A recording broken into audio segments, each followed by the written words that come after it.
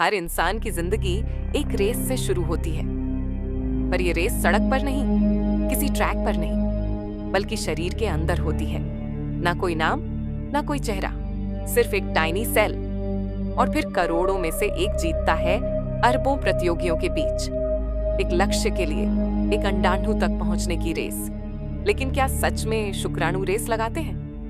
क्या यह एक मिथ है या सिर्फ एक रोमांचक कल्पना है जिसे हमने पोएटिक बना लिया है?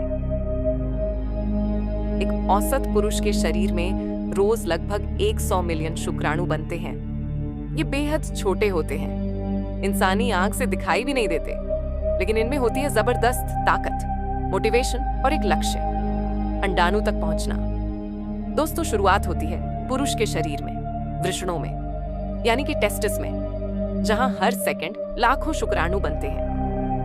ये देखिए, ये शुक्राणु का सिर होता है जो डीएनए लेकर चलता है, और यह पूंछ, जिसे फ्लैगेलम कहते हैं, जो इसे गति देती है। हर शुक्राणु सिर्फ 50 माइक्रोन लंबा होता है, यानी इंसानी बाल की मोटाई से भी छोटा। लेकिन इस छोटे से शरीर में छुपी होती है अनगिनत संभावनाएं। जब कोई पुरुष इंटरकोर्स करता है तो करीब 20 से 300 मिलियन शुक्राणु महिला के शरीर में प्रवेश करते हैं। लेकिन इन सभी में से सिर्फ कुछ हजार ही उस सफर में आगे बढ़ पाते हैं, और आखिर में सिर्फ एक पहुंचता है मंजिल तक। लेकिन ये यात्रा आसान नहीं है। ये है इंसानी शरीर की सबसे कठिन रेस। दोस्तों, अंदर आते ही शुक्राणुओं को मिलता है सबसे पहला दुश्मन, महिला का एसिडिक वेजाइनल एनवायरनमेंट, जहां लाखों शुक्राणु मर जाते हैं पहले ही मोड पर। जो बचते हैं उन्हें फिर सफेद रक्त कोशिकाएं खा जाती हैं, उन्हें बैक्टीरिया समझकर। दोस्तों, ये एक बैटलफील्ड है, माइक्रोस्कोपिक और डेडली। अब बचते हैं सिर्फ कुछ हजार जो आगे बढ़ते हैं यूट्रस की ओर। लेकिन यहाँ भी चमत्कार होता है। फीमेल बॉडी कुछ विशेष शुक्राणुओं को गाइड करती है, केमिकल्स रिलीज करके कुल मिलाकर रास्ता दिखाती है अंडाणु की ओर। अब रह गए हैं सिर्फ 100 से 200 शुक्राणु, जिनमें से सिर्फ एक ही कर पाएगा असली काम, अंडाणु को फर्टिलाइज करना। लेकिन इसके लिए भी है एक आखिरी चुनौती रहती है, अंडाणु की सुरक्षा परत, जिसे ज़ोना पेल्लुसिडा कहते हैं। ये परत तब तक नहीं टूटती जब तक शुक्राणु उसमें खास एंजाइम रिलीज नहीं करता। और फिर होता है चमत्कार। जैसे ही एक शुक्राणु अंदर जाता है, अंडाणु खुद को लॉक कर लेता है, बाकी सबको बाहर कर देता है। दोस्तों, वो एक शुक्राणु आपका जेनेटिक ओरिजिन है। तो क्या शुक्राणु सच में रेस लगाते हैं? उत्तर है हाँ और नहीं। सक ये बायोलॉजिकल रेस है, लेकिन ये सिर्फ तेज दौड़ने वाले की नहीं, बल्कि स्ट्रॉन्गेस्ट, स्मार्टेस्ट और सबसे कंपैटिबल की जीत है। दरअसल शुक्राणु में गति जरूर होती है, और उनमें से सबसे तेज ही अक्सर अंडाणु तक पहुंचता है। लेकिन ये पूरी तरह रेस जैसी नहीं होती।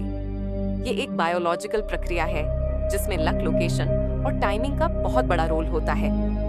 ये रेस जीतने के लिए आपको किसी को धक्का नहीं देना पड़ा, कोई घूस नहीं देनी पड़ी, बस खुद को सबसे बेहतर साबित करना पड़ा।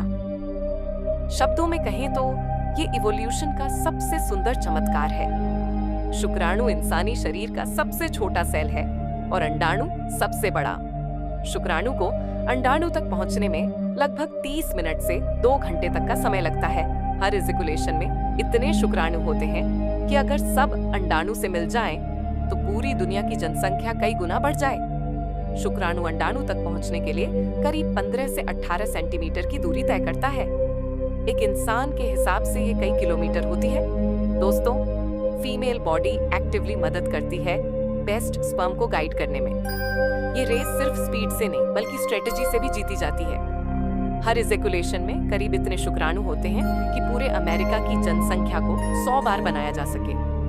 तो अगली बार जब आप अपनी किसी भी फील्ड की नई शुरुआत के बारे में सोचें, याद रखें आपने जीवन की सबसे मुश्किल रेस जीतकर शुरुआत की थी। आपका जन्म किसी इत्तेफाक से नहीं हुआ है, बल्कि आप उस अरबों की भीड़ में वो एक थे जिसने जिंदगी की पहली और शायद सबसे कठिन रेस जीत ली। तो जब भी कभी लगे कि आप कुछ नहीं कर सकते, याद रखिए आपने जीना शुरू ही एक असंभव जीत से किया था।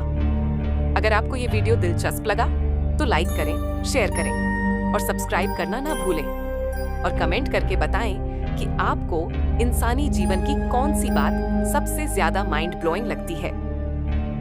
धन्यवाद।